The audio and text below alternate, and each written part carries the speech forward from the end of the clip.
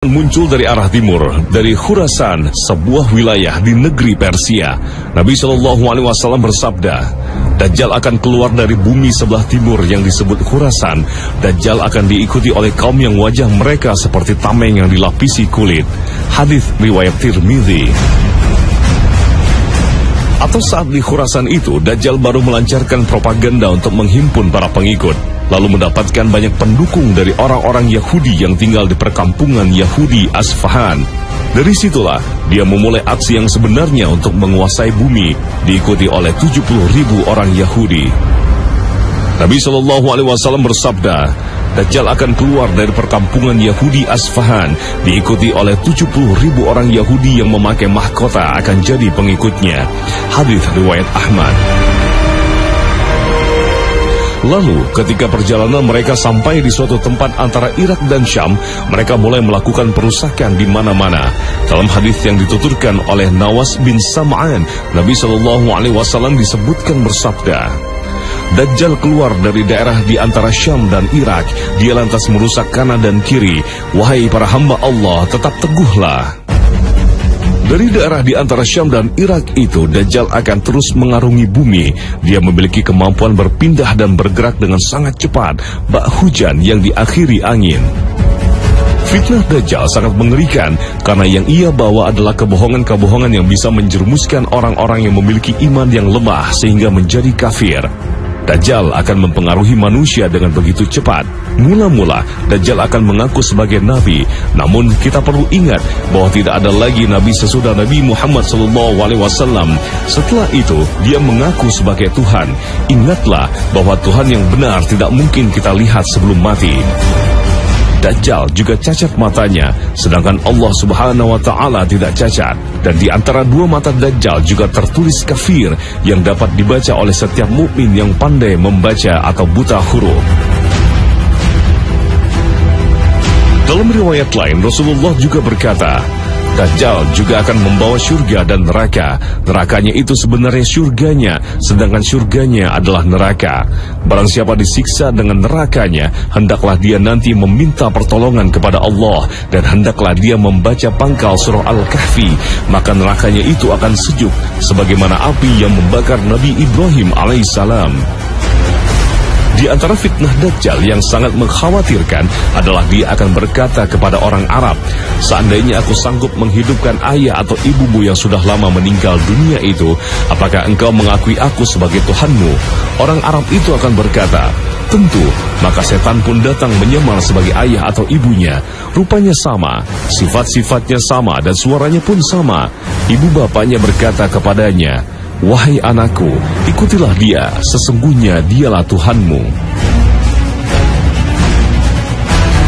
Nanti Dajjal juga akan menyuruh langit supaya menurunkan hujan, dan tiba-tiba hujan pun turun. Dia juga menyuruh bumi untuk mengeluarkan tumbuh-tumbuhannya, dan tiba-tiba tumbuh-tumbuhannya pun keluar. Kemudian, salah satu ujian yang paling berat bagi manusia adalah bahwa Dajjal nanti akan datang ke perkampungan orang-orang baik dan tidak mengakuinya sebagai Tuhan, lalu menjadikan tanam-tanaman tidak tumbuh dan ternak-ternak mereka tidak hidup. Sebaliknya, Dajjal akan datang ke tempat orang-orang yang percaya kepadanya dan mengakuinya sebagai Tuhan. Maka atas izin Allah, hujan pun diturunkan dan tanam-tanaman mereka pun subur. Dajjal akan terus mendatangi setiap tempat untuk berdakwah. Jika warganya tidak mau beriman kepadanya, maka hujan dibuatnya tidak turun di tempat itu, sehingga tanam-tanaman pun gagal. Sebaliknya, bila warganya menerima dakwahnya dan beriman kepadanya, maka Dajjal akan menyuruh langit untuk menurunkan hujannya dan menyuruh bumi untuk menumbuhkan tumbuh-tumbuhannya.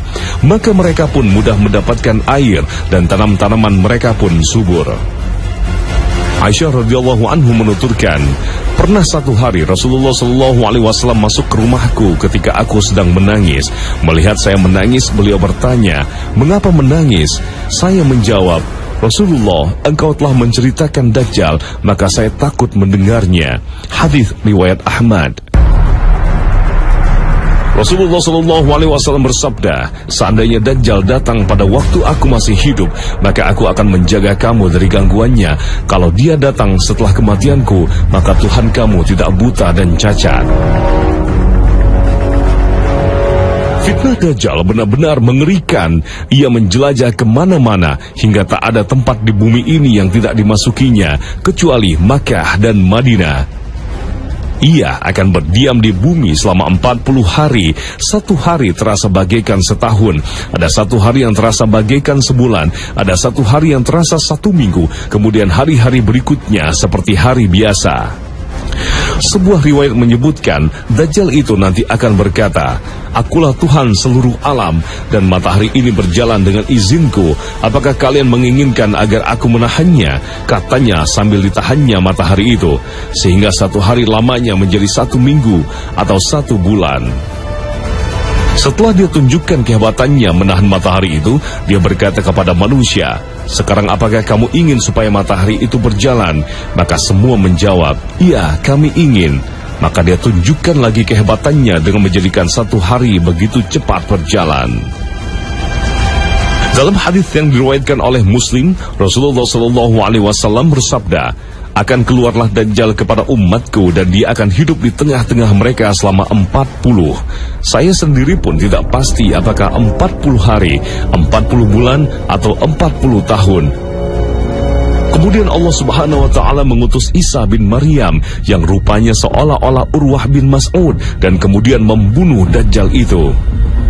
Dan menurut ceritanya, setelah munculnya Dajjal, hampir semua penduduk dunia menjadi kafir, yakni beriman kepada Dajjal. Konon, orang yang tetap dalam iman hanya tinggal 12.000 lelaki dan 7.000 kaum wanita. Demikianlah, Dajjal akan menjuru manusia di seluruh penjuru bumi selain Mekah dan Madinah. Daya jelajah dan kawasan yang dijangkau Dajjal kelak telah dijelaskan dalam hadis panjang riwayat Muslim dari Fatimah binti Qais bahwa Dajjal berkata, "Aku akan keluar dan menelusuri bumi. Tidak akan satu daerah pun yang tidak kusinggahi dalam 40 malam kecuali Makkah dan Thayyibah atau Madinah. Kedua kota tersebut diharamkan bagiku. Tatkala aku ingin memasuki salah satu dari kota tersebut, para malaikat menghadangku dengan pedangnya yang terhunus. Di setiap jelang lereng bukit ada malaikat yang menjaganya. Seperti hari biasa."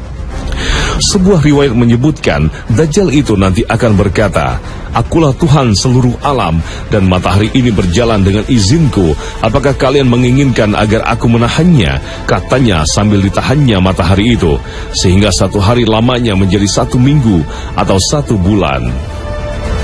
Setelah dia tunjukkan kehebatannya menahan matahari itu, dia berkata kepada manusia, "Sekarang apakah kamu ingin supaya matahari itu berjalan?" Maka semua menjawab, "Iya, kami ingin." Maka dia tunjukkan lagi kehebatannya dengan menjadikan satu hari begitu cepat berjalan. Dalam hadis yang diriwayatkan oleh Muslim, Rasulullah SAW bersabda, "Akan keluarlah Dajjal kepada umatku dan dia akan hidup di tengah-tengah mereka selama 40. Saya sendiri pun tidak pasti apakah 40 hari, 40 bulan, atau 40 tahun. Kemudian Allah Subhanahu wa Ta'ala mengutus Isa bin Maryam yang rupanya seolah-olah Urwah bin Mas'ud dan kemudian membunuh Dajjal itu. Dan menurut ceritanya, setelah munculnya Dajjal, hampir semua penduduk dunia menjadi kafir, yakni beriman kepada Dajjal. Konon, orang yang tetap dalam iman hanya tinggal 12.000 lelaki dan 7.000 kaum wanita. Demikianlah, Dajjal akan menjuru manusia di seluruh penjuru bumi selain Mekah dan Madinah. Daya jelajah dan kawasan yang dijangkau Dajjal kelak telah dijelaskan dalam hadis panjang riwayat Muslim dari Fatimah binti Qais bahwa Dajjal berkata, "Aku akan keluar dan menelusuri bumi. Tidak akan satu daerah pun yang tidak kusinggahi dalam 40 malam kecuali Makkah dan Thayyibah atau Madinah.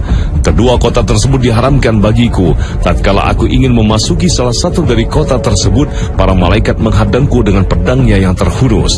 Di setiap jelang lereng bukit ada malaikat yang menjaganya."